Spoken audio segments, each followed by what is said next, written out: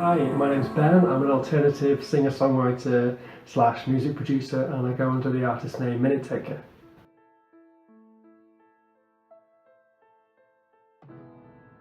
Yes, I certainly was. I've been a fan since I was a kid. I can remember actually going to a second-hand shop when I was younger and getting an old battered copy of Upstairs at Eric's on vinyl, and just being immediately transfixed. Walked into the door. I turned around when I heard the sound of footsteps on the floor. Love just like addiction. Now I'm hooked on you. I need some time to get it right. Your love don't see me through. Can't stop now. Don't you know? I ain't never gonna let you go. Don't go.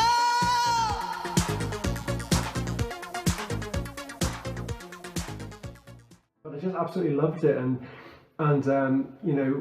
Vince's kind of stark, intricate synth patterns and Alison's kind of gutsy, bluesy, soulful voice, quite unlikely combination, but it's just pure magic. And I loved how the songs were kind of quite accessible and catchy on the surface, but actually there was like an underlying darkness, like a strangeness. Well, Steve, who's Alison's digital PR guy, was coordinating the Four Pieces box set, and he approached me and asked if I'd be interested in remixing one of the songs, and I was like, yes, definitely. So I think I'd come to his attention last year when I'd been posting about Alison's other album, which was actually my favourite album of last year, and we got to talking, and yeah, I think he thought, my music's kind of melancholy and otherworldly, we thought it'd be quite a good fit. I think, I can actually remember when I first heard it and just, thinking it was just so, wonderfully haunting and dark, and I think it's, actually had quite an influence on, my own songwriting.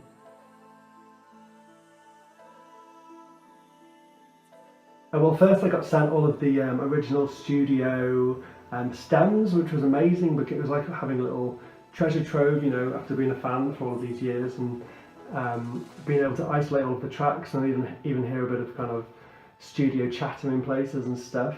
And me and Steve spoke quite a lot about the concept. We really wanted to delve into the story of the song and find ways we could, bring it out even further. We kind of decided it was about, a woman in quite a troubled relationship, wishing harm on her partner. And you might have heard actually in the original song there's like a poem, but it's quite buried. Alison reads out this poem, but it's really used more for texture in the original. It's quite effective, so you can't really tell what she's saying.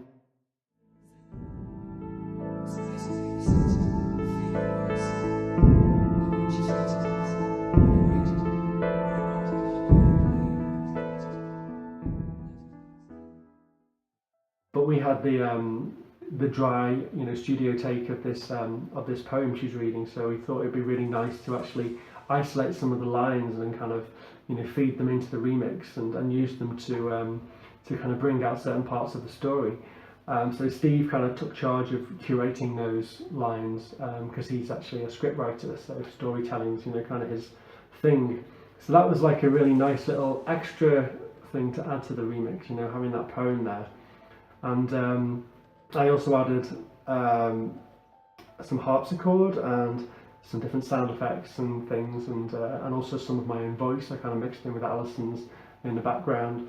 And also I really wanted to add more of a kind of real piano sound to the song, because the original has more of a kind of electric piano sound. So I listened to the song over and over and worked out what Alison was playing on the piano, and that was a really really lovely experience as well, because it's such a nice piano part, and it's got all of these kind of rising and falling arpeggios and little clusters and strange little diminished chords and things. So it was it was a real joy to learn that and replay it all.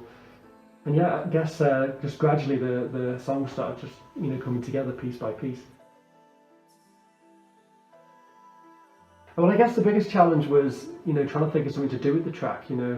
because I love the original so much, it was like, well, how do you, you know, where do you take this? So I think really delving into the concept and the story, you know, helped to, you know, really steer that along, and using lots of layers of instrumentation and vocals to represent the thoughts kind of, you know, whirling around this woman's mind.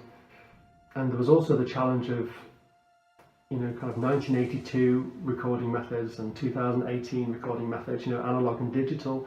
I had to do quite a bit of fine tuning to make kind of the old parts sit with the new parts. Well, we were up against quite a tight deadline from BMG to get it finished. So I think it was only a few days, but they were very long days and very intense, and working right into the night. I'm in Manchester and Steve's down in London, so it was a case of kind of me recording ideas and then sending them to him for his feedback, and yeah, it gradually came together. Yes, very. I was dreading they'd hate it, but they didn't, and you know, they came back pretty quickly and said they liked it, so it was a big relief. Oh God, I don't know. I really hope they'll like it. You know, I think we've been quite true to the original song, but we've, you know, really tried to bring out some elements that were kind of not as prominent, and kind of put a bit of a contemporary spin on it too. So yeah, hopefully fans will like it. You know, I know the song is a fan favourite. It'll be interesting to hear what my fans think of it as well, because a lot of my fans are Yazoo fans as well. So yeah, it'll be interesting to hear, you know, what they think about, you know, my kind of production style and voice kind of, you know, creeping into, you know, one of their favourite Yazoo songs. So we'll see. Fingers crossed.